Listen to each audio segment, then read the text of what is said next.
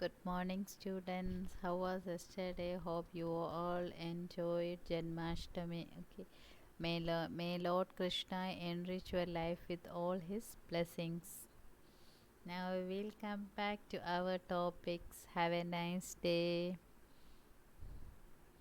Do you remember what are the topics we covered in the last class? We covered second law of thermodynamics, the various statement like Closure statement, Kelvin Planck statement, entropy statement, then entropy, Closure's inequality theorem, entropy change for an ideal gas, entropy of mixing of ideal gases. Okay.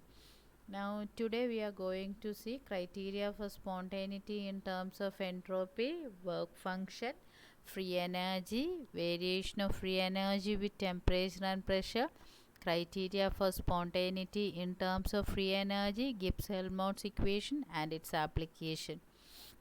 Now second law, why second law was proposed? Who can tell me? Any one of you say? Okay, because first law has certain limitations. One of the limitation was it will not tell us whether a process is spontaneous or not. What is spontaneous means? A reaction which takes place by its own without the help of a external force. For example, if you keep a cube of ice at room temperature, it starts melting. And if you take a glass of water, will it undergo vaporization? No, we have to heat it. Okay. So that type of process we call it a spontaneous process. And why a spontaneous process takes place? It is one reason is a body likes to change to a state whether there is high disorder. That measure of disorder is what is known as entropy. So second law tells us that entropy of universe always increases in a spontaneous process. Now entropy change in a reversible and irreversible process we have seen, that is known as Closure's inequality theorem. What it says is that for a reversible process is not a natural process or spontaneous process. For that process, delta S system plus delta H surrounding will be equal to 0.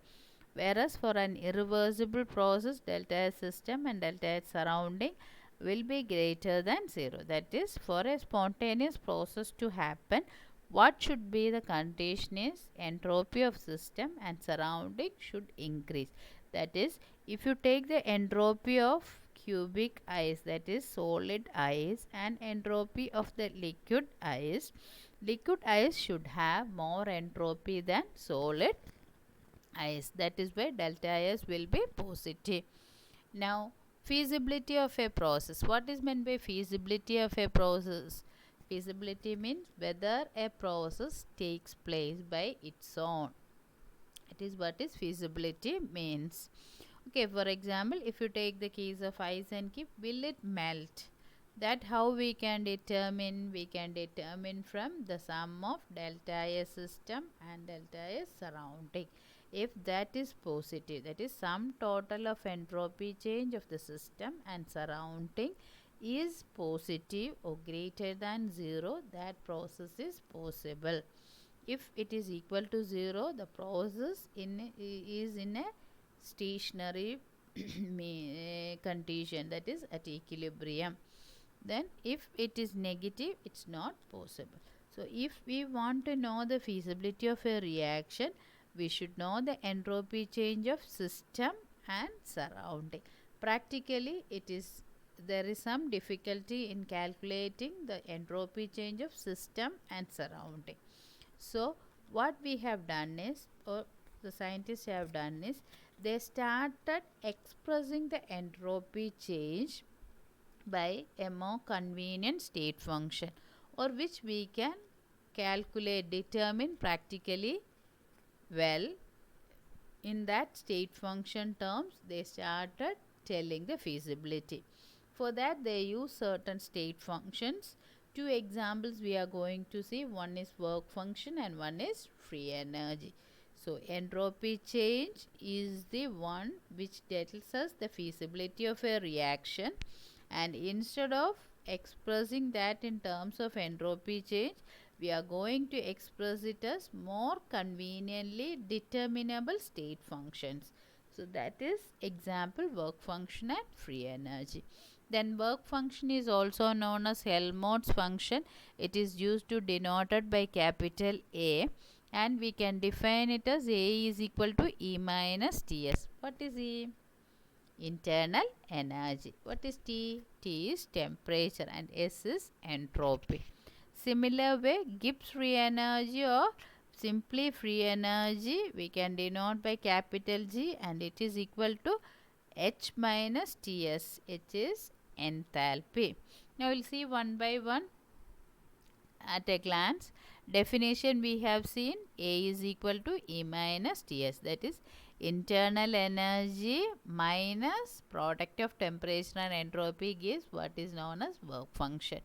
Then it's a state function, so change in work function can be written as delta A is equal to delta E minus T into delta S. That is, if a system is changing from state 1 to state 2, what will be the work function change? That is, work function of state 2 minus work function of state 1 we can represent by delta A, that is equal to entropy of state 2 minus entropy of state 1, that we can denote by delta E, minus the temperature at which the system changes from state 1 to state 2 into entropy of state 2 minus entropy of state 1, that is change in work function, and it's all known as Helmholtz function. Why is that? It has given the name to honor the German scientist Hermann von Helmholtz. So in honor of him we also call it as Helmholtz function. Then what is the importance or significance of work function is, if you know the decrease of work function, that is minus delta A, we can calculate W reversible. Initially, that is in the thermodynamics first law and all, what we have seen is that work done for a reversible process is the maximum work that a system can done. So that is W reversible. So what you can say, decrease in the function of A gives the maximum work that can be done by a system during a given change. And since it is the maximum work, it got its name work function. Now next is free energy or Gibbs free energy. Definition is G is equal to H minus Ts. It's also a state function, so delta G is equal to delta H minus T delta S. And Gibbs free energy, the name was given as Gibbs free energy to honor the American physicist J.W. Gibbs. Then what is the importance or significance is, decrease in the free energy gives the net work that can be obtained from a system at constant temperature and pressure. When you take the case of work, for example, you are giving some amount of heat to a system, that system can perform different forms of work. Mechanical work it can perform, or electrical work, and also work of expansion. Work of expansion or P delta V also we discussed in the first topic, where P delta V is known as pressure volume work or work of expansion. What is work of expansion? If you have a gas at constant pressure, when you are giving some heat or something, that gas will try to expand. That work, what is the work needed for that? That is what is work of expansion. So if you give a gas for performing some function, what it will do? It will perform that function, along with that it will undergo expansion. So work done will be the performance plus work done for expansion. So if you minus that part alone, what we get, we call it as net work. That is the net work. For example, fuel, when you use it for a heat engine, the heat engine will be performing some mechanical work for driving the motor, if it is using pumping or something we are using, it means during the pumping process, that is mechanical work, it will utilize that amount of heat for some other purpose, for that is expansion. So what is a network? Namakku vendiya work vannu what is known as network. So that will be the total work minus PdV. So what is minus delta G is the total work minus PdV. That we call it as network. That is what is the work we need. So decrease in free energy gives the net work that can be obtained from a system at constant temperature and pressure. Okay. Now variation of free energy with temperature and pressure. Now on we will go with free energy, that is G. This is at constant pressure comes. Simultaneously you can think that work function also has the same type of expressions only. So this we can write it as dG is equal to V dP minus S dt. That is change in free energy is equal to volume into change in pressure minus entropy into change in temperature. That is the variation of free energy with temperature and pressure. If you take the pressure as constant, what happened? The dP term will become 0. So expression will become dG is equal to minus S dt. Or you can write it as dou G divided by dou T at constant pressure is equal to minus S. Similarly, at constant temperature, what happens? The expression, from the expression dt terms becomes 0. So it will be dG into V dP, or dou G by dou P at constant temperature is equal to volume. Okay, as an assignment you just write with work function. Can anyone tell me what will be the expression? Yeah, dA will be equal to P dV plus S dt. So this is similar only, but the terms will be changing. Okay, so we will be going with free energy. Now free energy change for an ideal gas at constant temperature you can calculate using the expression delta G is equal to nRT ln P2 divided by P1, or nRT ln V1 divided by V2, that is pressure, or from volume we can calculate. Now the next important one is criteria for spontaneity and equilibrium.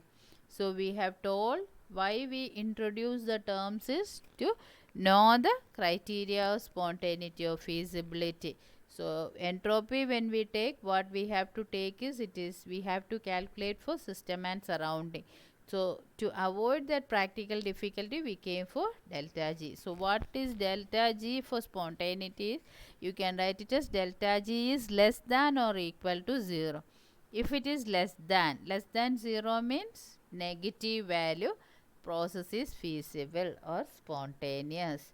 If it is equal to 0, the process is at equilibrium, and if it is greater than positive, it is non-spontaneous. So now we will calculate the feasibility of a reaction based on change in free energy. Okay, so free energy to decrease. So if a process, that is melting of ice, should happen by itself, what should be the condition? Free energy of the liquid water should be less than the free energy of the ice. If it is greater, it will not take place by itself. Now next is another equation which has been derived based on this free energy and all, and it is derived by both the scientists Gibbs and Helmholtz. So it is known as Gibbs-Helmholtz equation. The equation is used to calculate change in free energy with respect to temperature. Similar way you can have change in work function with respect to temperature also. I am not going into the derivation part, but this equation is very important for us to go forward. So you should remember it. What is the equation is? Delta G is equal to delta H plus T into dou delta G by dou T at constant pressure. This is the normal form of Gibbs-Helmholtz expression, and one integrated form is there, which is delta G2 divided by T2 minus delta G1 by T1 is equal to minus delta H into 1 by T1 minus 1 by T2.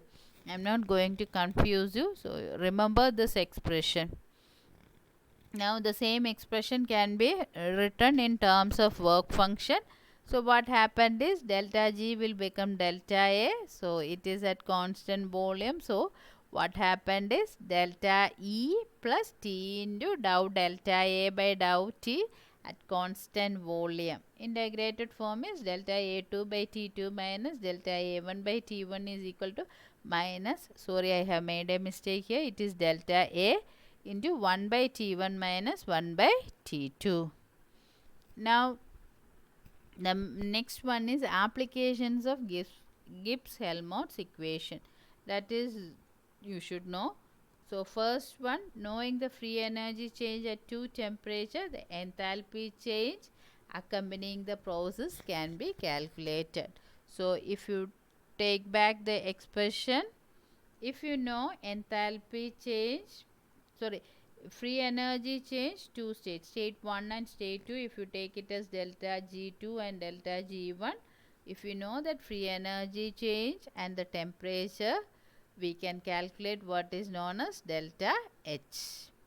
Next one is, it is used to derive Van 't Hoff's equation, Clausius-Clapeyron equation, that we are going to see next class. Okay. Then it was helpful in development of Nernst heat theorem. Nernst heat theorem is the basis for third law of thermodynamics. So what we are going to study the next topic, it is derived from Gibbs-Helmholtz equation. So there will be using it again. Now another one important application was enthalpy and entropy change of a reaction in a galvanic cell can be calculated. What is a galvanic cell? A cell which converts chemical energy into electrical energy. Example, battery. So in that case, enthalpy and entropy change we can calculate. The expressions you just remember, delta H is equal to minus NF in the bracket E minus T dou V by dou T at constant pressure. That is enthalpy change. F is Faraday 96500 Coulomb, a constant. N is the number of moles involved, because in a galvanic cell always redox reaction will takes place. So N is the number of electrons involved and T is the temperature. Capital E is a factor known as EMF of the cell. So what is EMF is? It is the driving force which pushes electron from an oxidizable half cell to a reducing half cell. So that driving force is EMF, and that we used to denote by capital E. So entropy change we can calculate as NF is equal to dou V by dou T at constant pressure. In the term dou V by dou T is the temperature coefficient of EMF of the cell. Anything coefficient means change only. Temperature coefficient of EMF means EMF change with respect to temperature. If you increase the temperature 1 degree, if there is a change in the EMF, what is that change is what is known as temperature coefficient of EMF. Okay, so that's all. Now we'll see what are the things till now what we okay, I'll recollect once more. What are the things we have studied today is criteria for spontaneity of a reaction based on entropy. What is it is sum total of entropy of the system and surrounding should be greater than 0 or positive for a feasible reaction. The same thing we have seen in terms of the free energy change. There the free energy change should be less than 0 or negative for a feasible reaction. Then we have seen why we have introduced work function and Gibbs-Helmholtz equation, its expressions, how we can calculate the change in free energy, what is the expression for an ideal gas, then we have seen Gibbs-Helmholtz expression. Okay, so these are the one. Now next onwards we are going to the new topic. Till now what we said is the one what you have studied already in the last semester in the name of thermodynamic 1 and thermodynamic 2 units. Why I have told all this is you have not studied or you have been blank for nearly 4 or 5 months, so to just recollect it only. From here onwards we are going to the topics we should be covered in our thermodynamics 3 unit. Okay, so now I'll just say what are the things I covered. First class I covered definition of thermodynamics, term, system, surrounding, boundary, types of system, properties, state of a system, then what is equilibrium and what are the different types of process. Then second day we have come to the reversible and irreversible process. We have seen the terms what is work, what is heat, what is internal energy. Then we went to the laws of thermodynamics, zeroth law of thermodynamics, first law of thermodynamics. Next day we have seen the terms like enthalpy, heat capacity, expression for ideal gas, Joule-Thomson effect.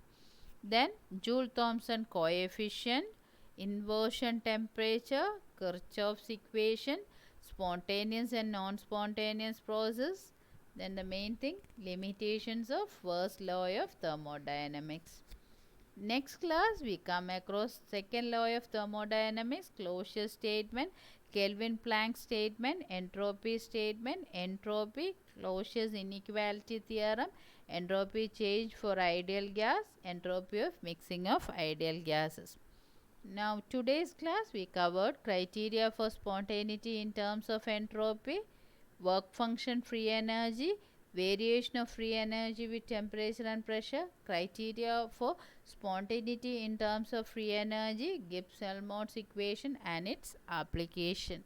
Okay, now we'll go to the new topics, and what is the basic is we'll start from Gibbs-Helmholtz equation.